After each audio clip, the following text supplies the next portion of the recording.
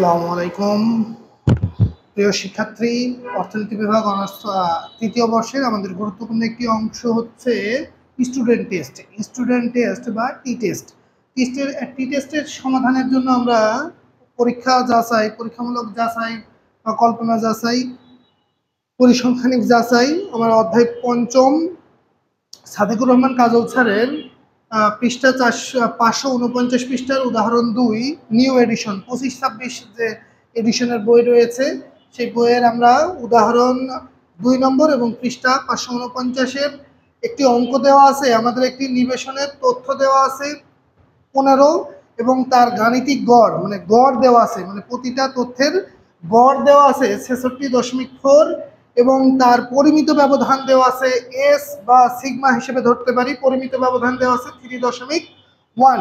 আর আমরা জানি যে স্টুডেন্ট টেস্ট বা টি টেস্ট করতে হলে নমুনার তথ্য 50-এর চেয়ে কম হতে হয় এবং নমুনার গড়, নমুনার পরিমিত ব্যবধান দেওয়া আছে এবং পরিমিত বিন্যস্ত আকারে সাজানো থাকে।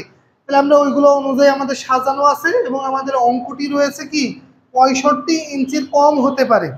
মানে এই নিবেশনটি বা আমাদের যে লোক সংখ্যা আছে, লোকজনের গড় উচ্চতা এখানে দেওয়া আছে 66.5 নমুনার গড়, আর আমরা বলছি কি 65 ইঞ্চির কম হতে পারে। এটা প্রশ্ন। তাহলে আমরা এখান থেকে প্রশ্নে যেটা দেওয়া রয়েছে আমরা সেটা বিকল্প কল্পনা। এখানে এইচ এ দ্বারা বোঝানো হচ্ছে হাইপোথেসিস অফ অল্টারনেটিভ এবং এইচ ও দ্বারা কি হাইপোথেসিস অফ অবজারভেশন, মানে এটা নাস্তিক কল্পনা। এইচ ও দ্বারা আমরা নাস্তিক কল্পনাকে নির্দেশ করছি এবং এইচ এ দ্বারা বিকল্প কল্পনাকে নির্দেশ করছি। আমাদের প্রশ্নে দেখো 55 ইঞ্চির কম হতে পারে, মানে লোকজনের গড় উচ্চতা 65 ইঞ্চির কম হতে পারে। এই প্রশ্নটা আমরা দিচ্ছি বা প্রশ্নে দেওয়া আছে, উল্লেখ করে বলা আছে, তাই আমরা যেটা বলা থাকবে সেটা আমরা বিকল্প কল্পনায় কল্পনা করব।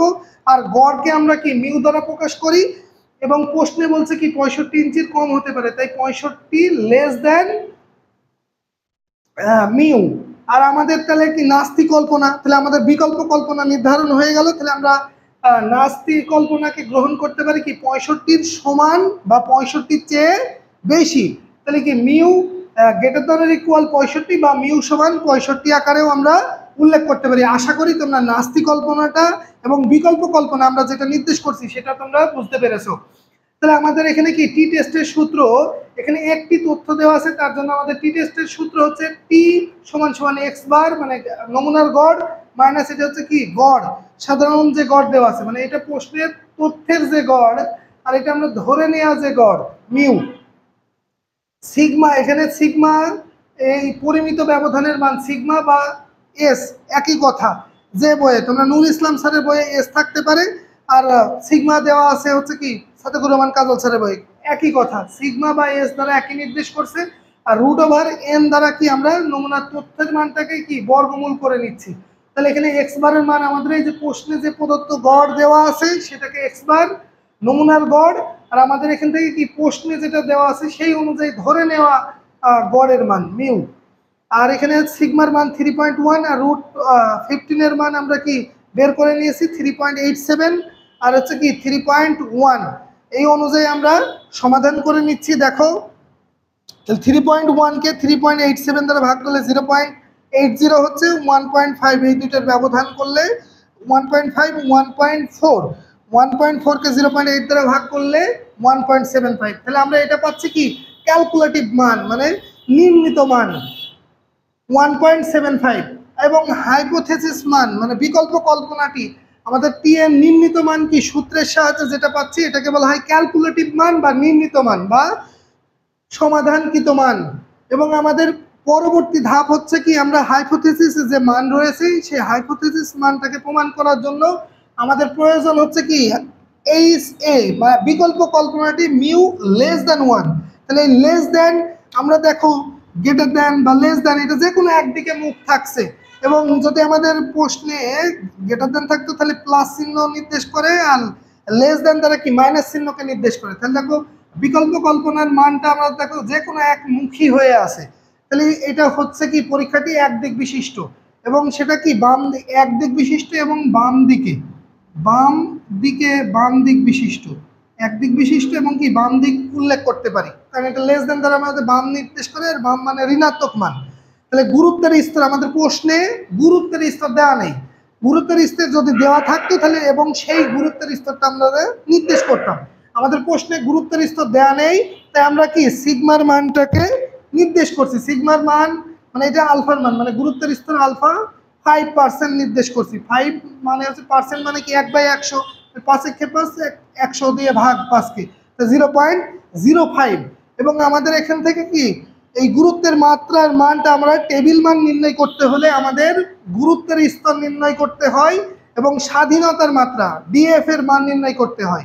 ডিএফ বা ভি তোমরা যেটাই বলো না কেন, ডিএফও লিখতে পারো, ভিও লিখতে পারো। তো স্বাধীনতার মাত্রা ডিএফ সমান কি এন, এন মানে হচ্ছে তথ্যের মান 15 আর সূত্রের -1, এটা 14 হয়ে গেল। এবং টি এর ক্যালকুলেটিভ মান তোমরা এটা সাদেকুর রহমান কাজল স্যারের 25-26 এডিশনের 9 নম্বর টেবিলের 851 পৃষ্ঠায় তোমরা দেখবা হচ্ছে কি টি এর 1 টেইল মান এবং 2 টেইল মান দেওয়া আছে। তাহলে 1 টেইল মান বলে যেটা উল্লেখ আছে সেটা হচ্ছে কি একদিক বিশিষ্ট।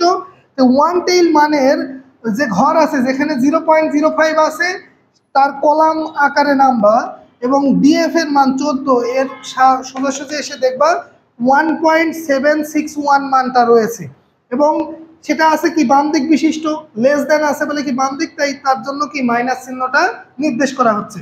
এবং আমরা এখানে দেখো চিত্র অঙ্কন করেছি যে আমাদের তাহলে কি বাম দিক বিশিষ্ট আছে, মানে টেবিল মানটি পেলাম কি তাত্ত্বিক মান তোমরা পাবা হচ্ছে 1.761 আর আমাদের মাইনাস চিহ্ন বিশিষ্ট বলেছে বলে কি বাম দিক বিশিষ্ট বলে কি মাইনাস চিহ্ন। আর আমরা টেবিলে এই চিত্রটা অঙ্কন করেছি, মনে করো যে এইভাবে চিত্রটা অঙ্কন করবা, চিত্রটা অঙ্কন করলা এবং সর্বোচ্চ উচ্চ বিন্দুতে 0 আর আমাদের এখান থেকে মান ক্যালকুলেটিভ মান পেয়েছি কত 1.75 আর এদিকে প্লাস আলফার মান যায় আর এদিকে মাইনাস আলফার মান যায় আর আমাদের ক্যালকুলেশন করে বের হয়েছে কি মাইনাস 1.761। তাহলে আমাদের যে মানটি রয়েছে কি এর বাম দিকে রয়েছে, মানে এটা চেয়ে কি বড় মান রয়েছে। দেখো এই যে টি এর নির্ণীত মান তাত্ত্বিক মানের চেয়ে বড়, তাই নমুনাটি গ্রহণীয়। একটা জিনিস মনে রাখবে, যদি মাইনাসের চেয়ে যদি আরো ছোট হতো তাহলে সেটা বর্জনীয় হয়ে যেত, আর মাইনাসের যা মান পেয়েছি তার চেয়ে বড় রয়েছে তাই এটা নমুনাটি গ্রহণীয় হবে এবং এইচ নট গ্রহণীয়। এইচ নট গ্রহণীয় মানে কি আমাদের লোকজনের গড় উচ্চতা 65 সমান বা 65 চেয়ে কি বেশি হতে পারে। তাহলে এই জন্য গড় উচ্চতা 65 কম নয়, তাহলে আমাদের এটা কি 65 সমান বা 65 চেয়ে বেশি, আর আমাদের এটা কম বলেছিল, তাই আমাদের দেখো উত্তরে এটা আমরা ব্যাখ্যা করে দিয়েছি। আশা করি তোমরা বুঝতে পেরেছো। তাহলে আমরা চিত্র অঙ্কন করলাম কিভাবে সেটাও তোমরা বুঝলা, কেন মাইনাস চিহ্ন দিলাম সেটাও বুঝলা, এই যে গ্রেটার দেনের জন্য কি বাম দিকের জন্য কি মাইনাস, আর কিভাবে মান নির্ণয় করলে সেটাও তোমরা পেয়ে গেছো, বুঝতে পেরেছো।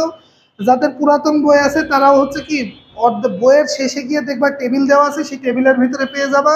তাহলে এখানে নির্ণীত মান তাত্ত্বিক মানের চেয়ে কি বড়, কারণ ঋণাত্মক থাকলে তার চেয়ে বড় হতে হয়।